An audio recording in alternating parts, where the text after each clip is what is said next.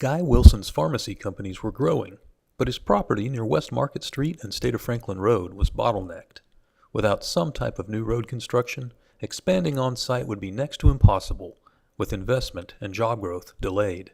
Fortunately, the Washington County Economic Development Council worked with Wilson and local and state government to find a solution.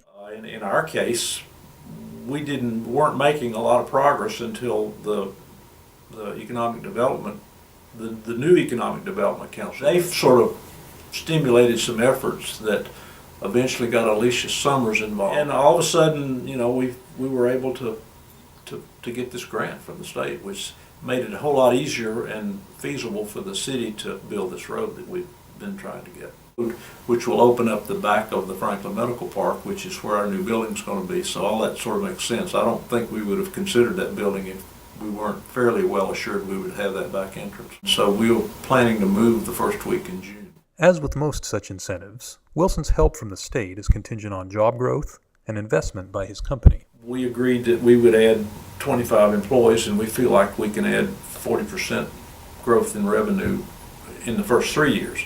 And actually that's not going to be a problem. It's already happening before we've even got the building in. I think we've got 6 of those 25 people in the first 9 months. New business for healthcare companies isn't created out of thin air, though.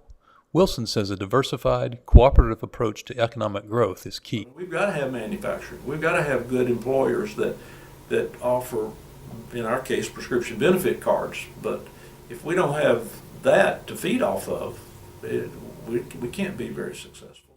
Wilson's message to economic developers and local government is clear. Keep a finger on the pulse of local business. Well, they need to first, I guess, know what the businesses need, and they need to work and cooperate with the businesses to make things happen. But it's very important, I think, for the city and the county to work together. And what we've been able to accomplish in the last 3 or 4 years by consolidating and updating and modernizing some of our efforts through the Economic Development Council, I think is a huge step forward.